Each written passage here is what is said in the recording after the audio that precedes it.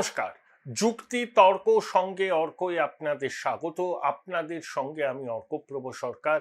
সবাইকে আরো একবার সনির্বন্ধ অনুরোধ জানাই যে আপনারা আমার এই চ্যানেলটি সাবস্ক্রাইব করুন এবং থ্যাঙ্কস বাটনে ক্লিক করে আমার এই ছোট্ট উদ্যোগকে আর্থিকভাবে সহায়তা করুন। দেখুন, ইরানের সঙ্গে আমেরিকা ইসরায়েলের সংঘাত যে খুব তাড়াতাড়ি মিটবে না সেটা এখন বোঝা যাচ্ছে। তাতে তেলের সাপ্লাইয়ের একটু অসুবিধা হতে পারে, যদিও রাশিয়া থেকে ভারত তেল আমদানি করবে এবং হরমুজ প্রণালী যেহেতু স্ট্রেট অফ হরমুজ যেহেতু ইরান বন্ধ করে রেখেছে, ভারতবর্ষ অন্যান্য জায়গা থেকেও তেল আমদানি করবে। কাতার এনার্জি তার উৎপাদন বন্ধ রাখায় এলএনজির সমস্যা হতে পারে। গুজরাট পেট্রোনেট এলএনজি শেয়ার মার্কেটকে জানিয়েছে তাদেরও উৎপাদন বা আমদানি অনেকটাই ক্ষতিগ্রস্ত হয়েছে। তাহলে এলএনজির সাপ্লাইয়ে কিছুটা সমস্যা দেখা দিতে পারে। এই আবহে শ্রীলঙ্কার উপকূলে ইরানের রণতরী আমেরিকা সাবমেরিন হানায় ডুবিয়ে দিয়েছে, অনেকে মারা গেছে। দ্বিতীয় বিশ্বযুদ্ধের পরে এরকম আন্তর্জাতিক জলসীমানায় কোনো রণতরীকে আক্রমণ এই প্রথমবার হলো দ্বিতীয় বিশ্বযুদ্ধের পর। আমেরিকার সেক্রেটারি অফ ডিফেন্স পিট হেগসেট এমনই দাবিটা করেছেন।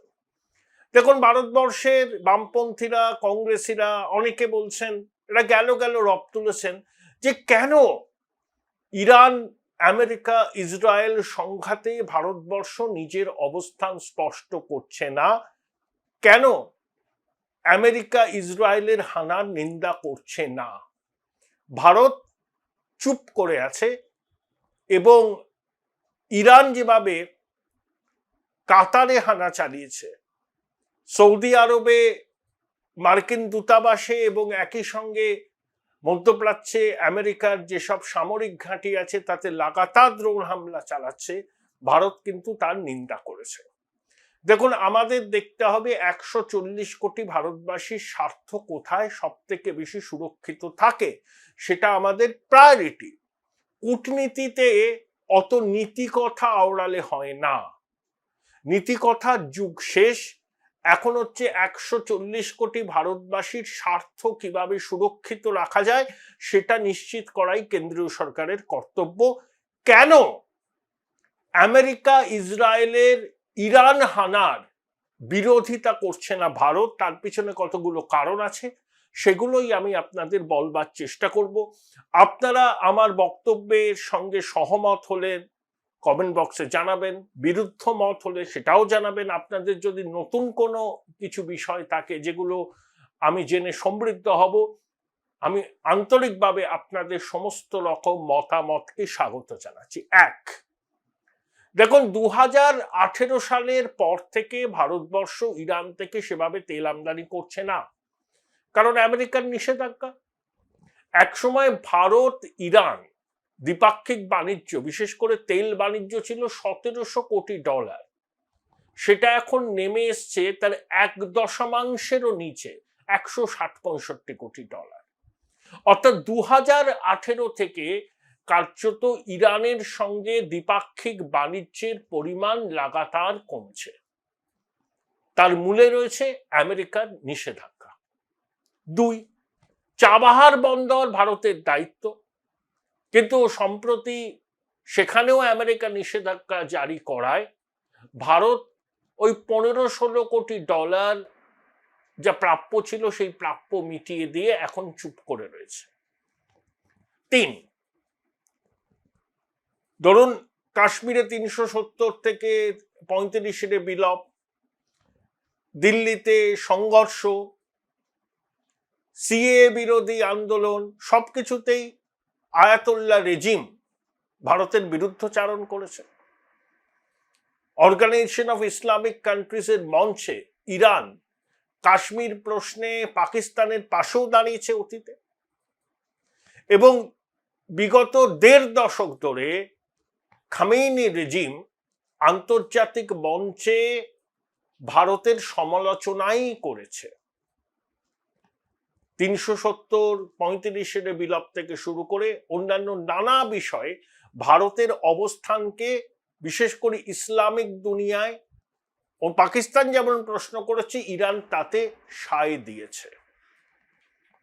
তাহলে কেন আমরা আগ বাড়িয়ে নিন্দা করতে যাব? আমাদের কি স্বার্থ? 4, ইরানে কত ভারতীয় আছেন? মেরে কেটে 10-12 হাজার। কিন্তু পশ্চিম এশিয়ার অন্যান্য দেশে, ইউএই, কাতার, দুবাই, আবুধাবি, অন্যান্য অনেক দেশে প্রায় 1 কোটির কাছাকাছি ভারতীয় আছেন, কর্মসূত্রে আছেন, অনেকে পরিবার নিয়ে আছেন, প্রতিষ্ঠিত ভারতীয়রা আছেন। তাহলে সেখানে আমেরিকার বাহিনীর উপস্থিতি আছে, তাদের সঙ্গে আমাদের বাণিজ্যিক যোগাযোগ আছে। সৌদি যুবরাজের সঙ্গে নরেন্দ্র মোদীর অত্যন্ত ব্যক্তিগত সম্পর্ক ভালো, আবুধাবির সঙ্গে ভালো, কাতারের সঙ্গে ভালো। মধ্যপ্রাচ্যের ইনভেস্টমেন্ট আমরা স্বাগত জানাই। তাহলে 1 কোটি ভারতীয়র স্বার্থ রক্ষা করব, নাকি যে 10-12 হাজার ভারতীয় ইরানে আছেন তাদের স্বার্থকে অগ্রাধিকার দেব? ধাপে ধাপে যে 10-12 হাজার ভারতীয় ইরানে আছেন তারাও হয়তো দেশত্যাগ করবেন, তাদের নিরাপদে ফিরিয়ে আনা বা অন্য কোথাও যদি তারা যেতে চান সেটা নিশ্চিত করার ভারতের বিদেশ মন্ত্রকের দায়িত্ব। ওই সমস্ত দেশে ইরান হামলা চালাচ্ছে, সৌদিতে হামলা চালিয়েছে, কুয়েতে হামলা চালিয়েছে, কাতারে হামলা চালিয়েছে। এর পরেও যারা আমাদের মিত্র, যাদের সঙ্গে আমাদের বাণিজ্যিক দ্বিপাক্ষিক সম্পর্ক মধুর, আন্তর্জাতিক মঞ্চে যে সমস্ত দেশ পশ্চিম এশিয়ার ভারতকে নানাভাবে সমর্থন করে, তারা যখন ইরানি ড্রোন হামলায় আক্রান্ত, আমরা তো তাদের পাশেই থাকবো। সেই জন্য তো প্রধানমন্ত্রী কাতারে যখন ইরান ড্রোন হামলা করেছে তখন তার নিন্দা করেছেন। 5, আয়াতুল্লাহ রেজিম ইরানের জনগণের আশা আকাঙ্ক্ষার প্রতিফলন ঘটাতে কি সক্ষম হয়েছিল? যদি সক্ষম হয়ে থাকে তাহলে বিগত 1 বছরে ইরানের অভ্যন্তরে একাধিক বিক্ষোভ হয়েছে। মাহেশা আমিনি থেকে শুরু করে সম্প্রতি ডিসেম্বর-জানুয়ারিতে ইরানের বিভিন্ন বিশ্ববিদ্যালয়ের ছাত্র বিক্ষোভ, তারা রেজিম চেঞ্জের দাবি জানিয়েছে। তাদের উপর বাসিদ মিলিশিয়া, রেভলিউশনারি গার্ড অত্যাচার করেছে, হাজার হাজার খুন হয়েছেন, অনেকে জেলবন্দি। তাহলে আয়াতুল্লাহ রেজিম ইরানের জনগণের আশা আকাঙ্ক্ষার প্রতিফলন কি ঘটাতে পেরেছে? এই প্রশ্নটা আপনাদের রাখলাম। তারা হয়তো ক্ষমতায় আছে, জোর করে বলপূর্বক মানুষের স্বাধীনতাকে কেড়ে নিয়ে, তাদের মত প্রকাশের স্বাধীনতাকে দমন করে, রেভলিউশনারি গার্ডকে নির্বিচারে খুন করার অধিকার দিয়ে ওই আপরাইজিং তারা ঠেকিয়েছে। ইরানের মানুষের সমর্থন কি আয়াতুল্লাহ রেজিমের প্রতি আছে? আয়াতুল্লাহ রেজিম একটা রোগ স্টেটকে রিপ্রেজেন্ট করে, তারা অ্যাক্সিস অফ ইভিলের মদতদাতা। আমরা ইরানের মানুষের পাশে থাকব। ইরানের মানুষ যে শাসন ব্যবস্থা বা যে সরকার চাইবে তাকে আমরা সমর্থন করব। কিন্তু যে দেশের সরকার নিজের দেশের মানুষের উপর নির্বিচারে গুলি চালিয়ে খুন করে, বিনা বিচারে বছরের পর বছর কিশোর, যুবা, বৃদ্ধ, তরুণী, মহিলা সবাইকে জেলে পচে মরতে বাধ্য করে, তাদের প্রতি আমাদের কেন সমর্থন থাকবে? আর ইসরায়েল ভারতের পরম মিত্র। ইসরায়েলের প্রযুক্তি, ইসরায়েলের সমরাস্ত্র আমাদের দরকার। পণ্ডিতজি ভুল করেছিলেন, আলবার্ট আইনস্টাইনের অনুরোধ মানেননি।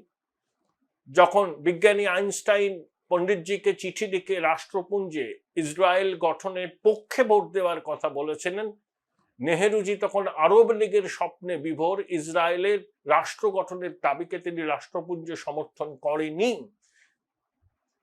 ইসলামিক দুনিয়ার অন্য দেশগুলো আন্তর্জাতিক মঞ্চে ভারতকে প্রশ্নবিদ্ধ করেছে যে কাশ্মীর আমাদের অবিচ্ছেদ্য অঙ্গ, যে কাশ্মীরকে পাকিস্তান একটা অংশকে জোর করে দখল করে রেখেছে, যে কাশ্মীর নিয়ে আন্তর্জাতিক মঞ্চে পাকিস্তান মিথ্যাচার করে। সেখানে কিন্তু অনেক ইসলামী দেশ পাকিস্তানের পক্ষে দাঁড়ায়, ইরানও তার ব্যতিক্রম নয়। পেহেলগামে জঙ্গি হামলার পর ইসরায়েল সবার আগে দ্ব্যর্থহীন ভাষায় নিন্দা করেছিল। 23 সালের 7ই অক্টোবর হামাস জঙ্গিরা যেভাবে ইসরায়েলের মাটিতে হত্যালীলা চালিয়েছিল, সেটাও কিন্তু গণহত্যার থেকে কিছু কম নয়।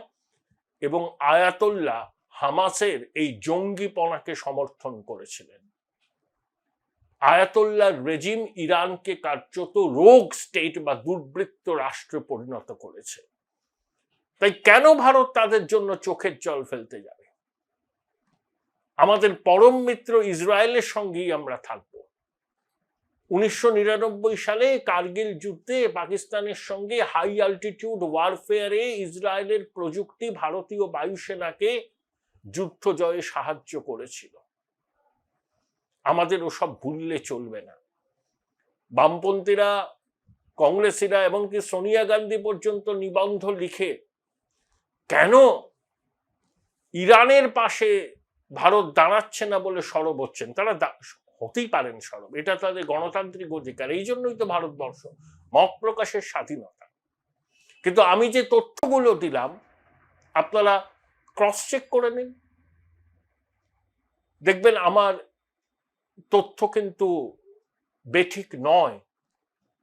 140 কোটি ভারতবাসীর স্বার্থ রক্ষা করাই আমাদের সব থেকে বড় কাজ, দেশের সরকারের সব থেকে বড় দায়িত্ব, সেটাই তারা করছেন। তাই গেল রব তুলেতে কোনো লাভ নেই। এবং আবার বলি, আয়াতুল্লাহ রেজিম ইরানের মানুষকে রিপ্রেজেন্ট করে না। যে রেজিম নিজের দেশের মানুষের উপর নির্বিচারে গুলি চালায়, খুন করে নিরীহ প্রতিবাদীদের, তাদেরকে দুর্বৃত্ত রাষ্ট্রের পৃষ্ঠপোষকই বলা যায়। এছাড়া আর কিছু বলার ভাষা অন্তত আমার জানা নেই। Join Indian Institute of Hotel Management now. Right choice, right decision.